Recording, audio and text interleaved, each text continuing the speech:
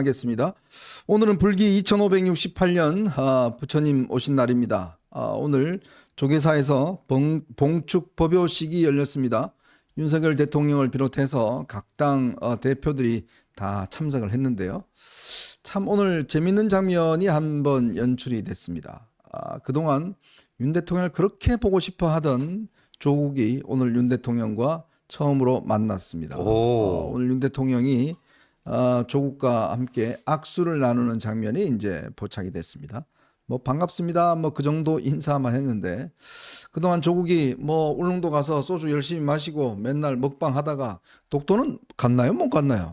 뭐 독도 글쎄요. 갔다는 이야기는 없죠, 그죠? 글쎄요. 뭐 저 울릉도 가서 그냥 저 이 삼겹살에 소주만 먹는 것만 사진만 잔뜩 올리더니 아주 잘 놀고 온 모양입니다. 오늘 봉축 법요식에 참석해서 윤석열 대통령과 만났는데 참 윤 대통령의 눈빛이 아주 묘하네요. 묘한 눈빛이네요.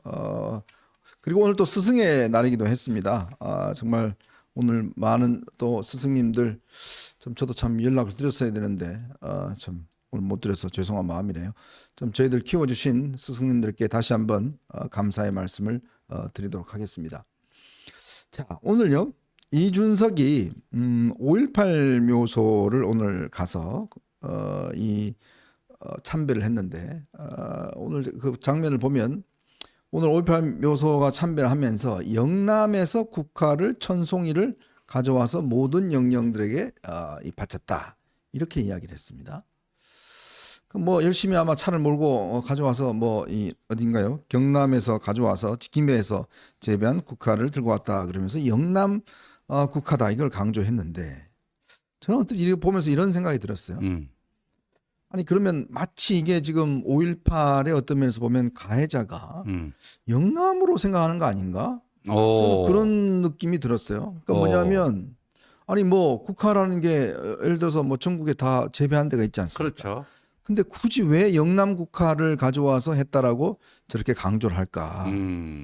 아니 뭐 국화는 뭐 그쪽 호남에도 있는 것이고요, 꽃집도 있는 것이고 또 다른 곳에도 있는 거 아니겠습니까? 근데 마치 이 장면을 보면 제가 뭐 이 느끼는 감정이 아니 마치 이게 지금 5.18이 만약 어떤 가해자가 영남인 것처럼 그렇게 인식을 어떤 면에서 보면 줄 수 있는 그런 우려도 저는 상당히 있다는 생각이 들거든요. 그것도만 한 가지고요. 또 다른 해석을 하자면은 영남인들도 이 5.18에 대해서 굉장히 슬퍼하고 안타까워한다. 네. 영남인들의 그런 마음을 이 국화에 담아서 왔다.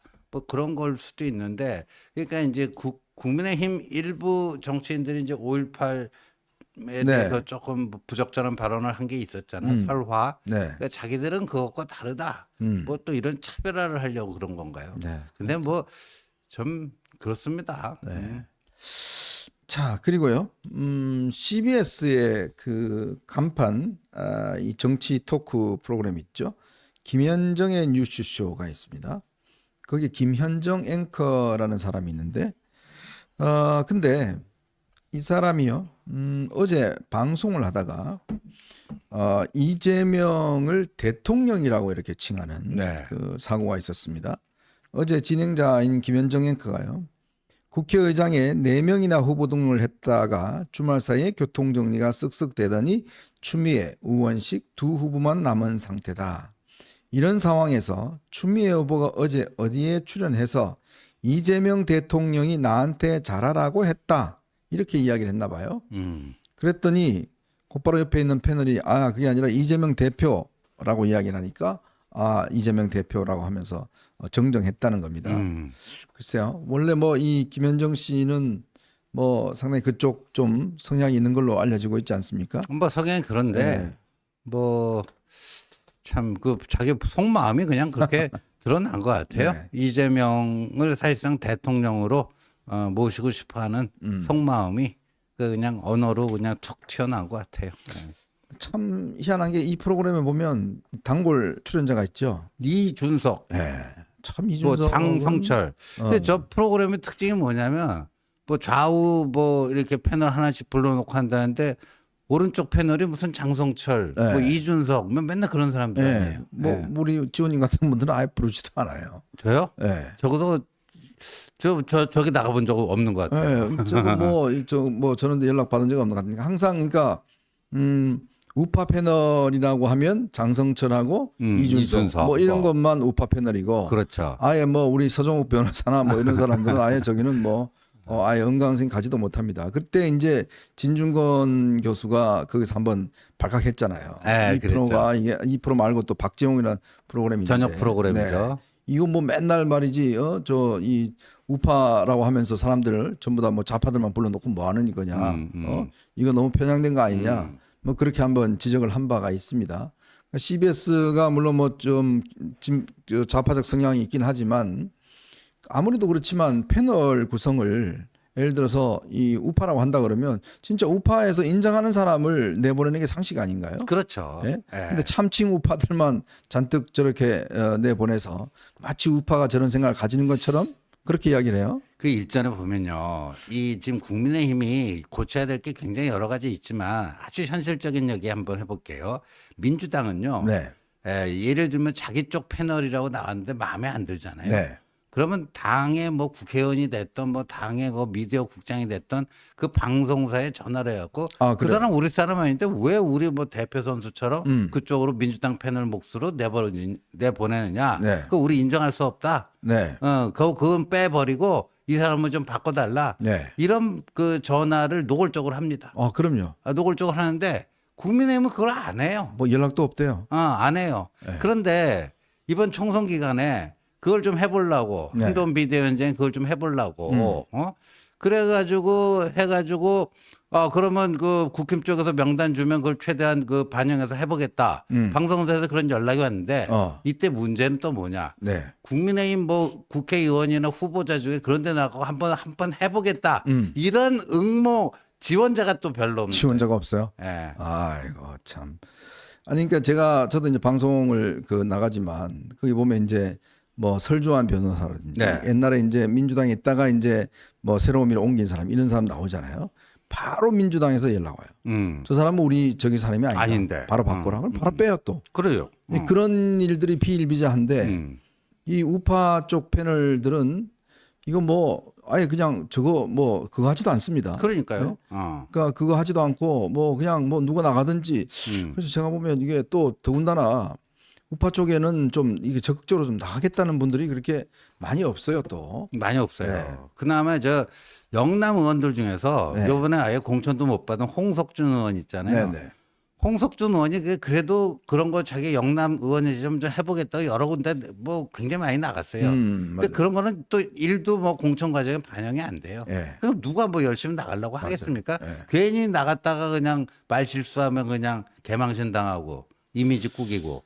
이번에 보니까 민주당은 뭐 하여튼 어쨌거나 뭐 나중에 뭐 비명 행사 뭐 하든지 간에 그 공천 기준에 보면 SNS라든지 이런 방송 출연이라든지 이런 걸 통해서 얼마나 했는지 정정 이런 것들이 다 계량화가 돼 있더라고요. 그렇죠. 근데 국민의힘은 그게 아예 없습니다. 아예 없어요. 그 항목 네. 자체가. 그래서 제가 보면 국민의힘 의원들 페이스북 제가 이제 다 그 뭐 친구 맺어서 보는데 정치 이슈에 대해서 글 올린 사람은 정말 드물어요.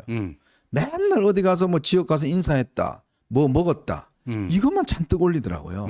근데 보시면 이 민주당 의원들은 어떤 이슈나 이런 거에 대해서 뭐 기사나 뭐 이런 거에 대해서 계속 어떤 면에서 보면 이걸 합니다. 그러니까 정치란 게 뭐겠어요?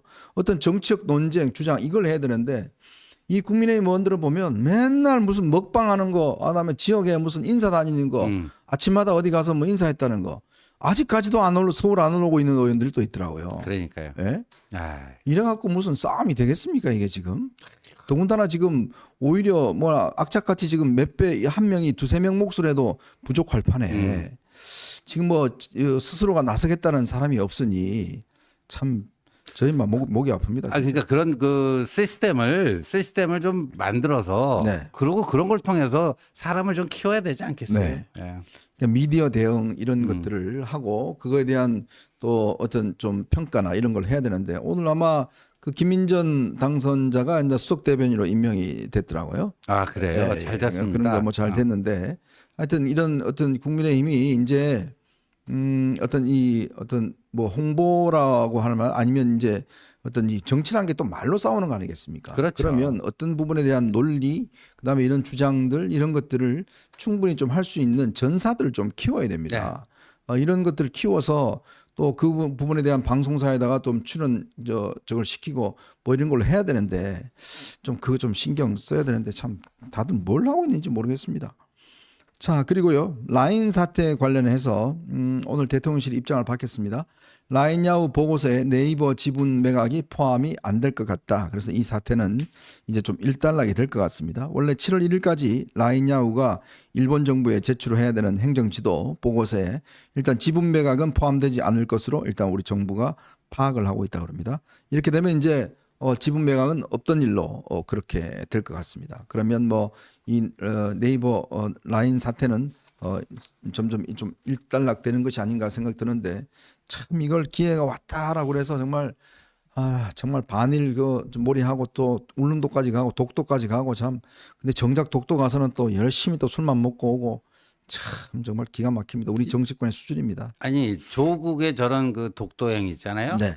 누가 제일 좋아하는 줄 아세요? 일본이 일본의 땡크예요. 극우 정치인. 네. 일본의 극우 정치인이 제일 좋아하는 행동을 한국의 좌익인 조국에 했다. 네. 이게 한일 관계의 묘한 그 구석입니다. 네. 자, 오늘 여러분들과 함께 저희가 오늘 또 뭐 휴일이긴 합니다만은 세 가지 이슈를 가지고 좀 이야기를 해볼까 합니다. 지금 이 총선 백서를 둘러싼 파문이 계속 커지고 있는데 특히 조정훈 지금 백서위원장이 비공개 회의에서 한동훈 위원장의 책임이다라는 이야기를 했다고 그래요. 이미 결론을 다 내놓고 하는 것 같습니다. 백서라는 게 그렇지 않습니까? 결론을 찾아가는 단계인데 이미 이번 선거 패배는 한동훈 위원장의 책임이다라는 이야기를 비공개 회의에서 했다고 합니다. 참 이 사람 왜 이러는지 모르겠는데 보니까 결국 본인이 뭐 대표 지금 출마도 검토를 하고 있는 것 같은데 굉장히 아마 부적절한데 오늘 오전 아침에 우리 또 정혁진 변호사가 또 돌직구 나가서 아주 시원한 돌직구 한 방을 날리고 왔습니다. 그랬어요? 네, 그 이야기도 한번 여러분과 함께 진행을 해보도록 하겠습니다. 자, 그리고요.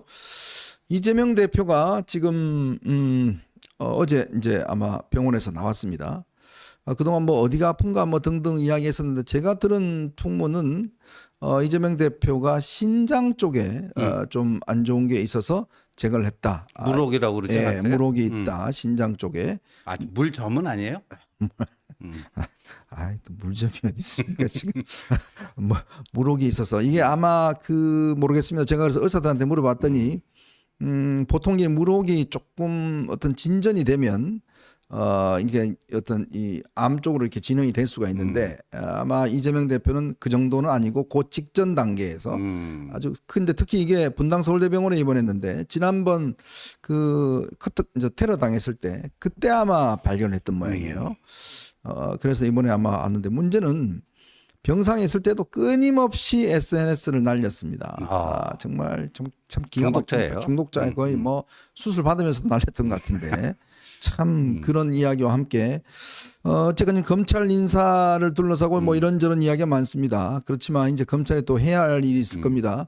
앞으로 검찰이 어떤 일을 해야 될지 그 이야기도 한번 여러분과 함께 나눠보도록 하겠습니다.